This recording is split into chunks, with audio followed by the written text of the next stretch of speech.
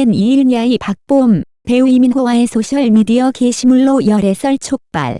9월 27일 박봄은 진짜 내 남편 3 이민호 박봄 봄박이라는 캡션과 함께 이민호의 사진을 게시해 눈길을 끌었다. 이를 본 네티즌과 팬들은 박봄의 게시물에 대해 궁금해하며 그녀의 인스타그램이 해킹된 것이 아닌지 의문을 제기했다.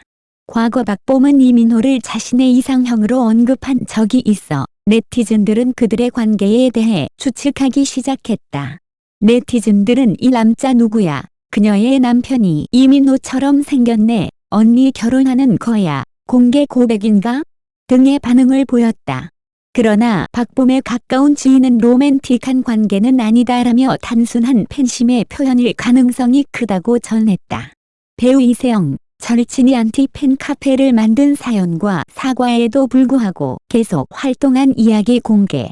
배우 이세영이 가장 가까운 친구가 자신을 향한 안티 팬카페를 만든 사실을 털어놓으며 겪었던 감정적인 고통에 대해 이야기했다. 9월 25일 한국 시간 방송된 TVN U 퀴즈 온 더 블럭의 나는 나를 만든다 특집에 출연한 이세영은 침착한 모습으로 자신의 이야기를 전했다. 이세영은 대장금에서 금영 역으로 큰 인기를 얻었다. 금영은 장금의 타고난 재능을 질투하는 캐릭터였다. 이세영은 그때 남자 친구들이 학교에서 나를 놀리곤 했다 고 회상했다. 대장금으로 유명해진 후 이세영은 절친이 자신에 대한 안티 팬카페를 만들었다는 사실을 알게 되었다. 그녀는 어느 날 부모님이 컴퓨터를 하시다가 나에게 너가 요즘 같이 다니는 그 친구랑 너무 친하게 지내지 말아라라고 말씀하셨다. 나는 못 들은 척했다 고 회상했다. 이어 나중에 학교 친구들이 그 친구가 너에 대한 안티 팬카페를 만들었는데 너는 아직도 그 친구랑 어울리니라고 말했다. 그래서 나는 그 친구에게 정말 너가 그랬니라고 물었고 그 친구는 응, 미안해라고 답했다고 말했다. 이세영은 침착하게 이를 전했지만 그 친구는 사과 후에도 안티 팬카페 활동을 계속했다는 사실을 밝혔다. 이세영은 학업과 연기를 병행하면서도 학업 성적이 우수했다.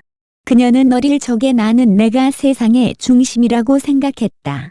중학교에 가면 내가 반에서 1등일 거라고 생각했지만 금방 그게 아니란 걸 깨달았다 고 웃으며 덧붙였다. 배우 이세영이 가장 가까운 친구가 자신을 향한 안티 팬카페를 만들고 사과 후에도 계속 활동했다는 사실을 공개한 이야기는 많은 이들에게 큰 충격과 동시에 감동을 안겨줍니다. 이세영은 이를 감정적으로 표현하기보다는 담담하게 자신의 경험을 풀어내며 그녀의 성숙한 태도와 용기가 돋보였습니다. 이번 사건을 통해 이세영이 겪었던 감정적인 고통과 이를 극복한 과정은 단순히 연예계에서의 일이 아닌 우리 모두가 인간관계에서 마주할 수 있는 고통과 상처를 상기시키며 공감을 불러일으킵니다. 1. 절친이 안티 팬카페를 만든 사실에 대한 충격.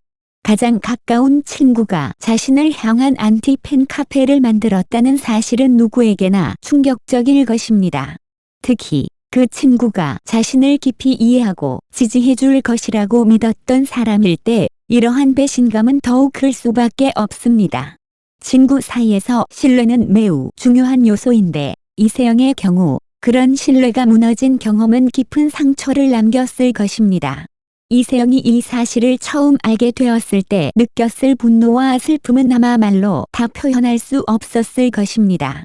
가장 친한 친구가 나를 공개적으로 비난하고 조롱하는 카페를 만들었다는 것은 그 자체로 믿기 어려운 일이기 때문입니다. 이러한 배신은 단순한 오해나 갈등을 넘어선 문제로 친구 관계에서의 배신이 얼마나 큰 고통을 안겨줄 수 있는지를 보여줍니다. 2. 사과에도 불구하고 계속된 활동. 이세영은 그 친구가 처음에는 사과를 했다고 밝혔습니다. 하지만 사과 후에도 안티 팬카페에서 계속 활동했다는 점은 많은 이들을 놀라게 했습니다. 사과는 관계를 회복하는 중요한 첫걸음이지만 그 사과가 진정성이 없을 때는 상처를 더욱 깊게 만들 수 있습니다.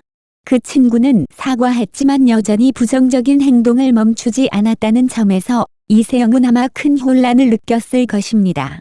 이러한 상황은 우리에게 진정한 사과란 무엇인가에 대해 생각하게 만듭니다. 진정한 사과란 단순히 말로만 하는 것이 아니라 그 행동으로도 이어져야 합니다.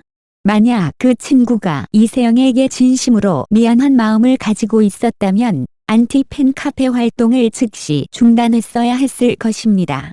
하지만 그는 계속해서 활동을 이어갔고 이는 이세영에게 다시 한 번 상처를 안겨주었습니다. 3. 배우로서의 이세영의 태도와 성숙함. 이세영은 이러한 고통스러운 경험을 겪고도 이를 대중 앞에서 차분하게 이야기했습니다. 그녀는 그 친구에 대한 분노나 원망을 드러내기보다는 그 당시 자신이 겪었던 감정을 솔직하게 표현하며 이야기를 풀어냈습니다. 이세영의 이러한 태도는 매우 성숙한 모습으로 그녀가 배우로서뿐만 아니라 인간적으로도 얼마나 성숙한 사람인지를 보여줍니다. 특히 이세영은 학업과 연기를 병행하면서도 훌륭한 성적을 유지했다는 점에서 그녀의 끈기와 노력을 엿볼 수 있습니다. 어린 시절부터 많은 이들에게 사랑받아온 그녀가 이와 같은 큰 상처를 극복하고 여전히 긍정적인 태도로 살아가는 모습은 많은 팬들에게 귀감이 되고 있습니다. 이세영은 자신이 겪은 고통을 통해 더욱 강해졌고 이는 그녀의 연기와 삶의 태도에도 긍정적인 영향을 미쳤을 것입니다. 4. 친구 관계에서의 신뢰와 배신. 이번 사건은 친구 관계에서의 신뢰와 배신에 대해 깊이 생각해보게 만듭니다. 친구란 우리가 기댈 수 있는 존재이며 어려운 시기에 서로를 지지해주는 중요한 사람들입니다. 하지만 이세영의 경우 가장 친한 친구로부터 배신을 당했을 때의 감정적인 충격은 상상할 수 없을 정도였을 것입니다. 배우로서 겪는 어려움뿐만 아니라 개인적인 인간관계에서의 갈등과 상처는 그에게 더 큰 부담으로 다가왔을 것입니다. 특히 연예계에서 활동하는 사람들은 대중의 눈에 항상 노출되어 있기에 이러한 개인적인 상처를 대중 앞에서 숨기기 어려웠을 것입니다. 하지만 이세영은 이러한 상처를 오히려 자신의 성장의 계기로 삼고 이를 대중과 솔직하게 나누면서 많은 사람들의 공감을 얻었습니다. 5. 안티팬 문화에 대한 성찰.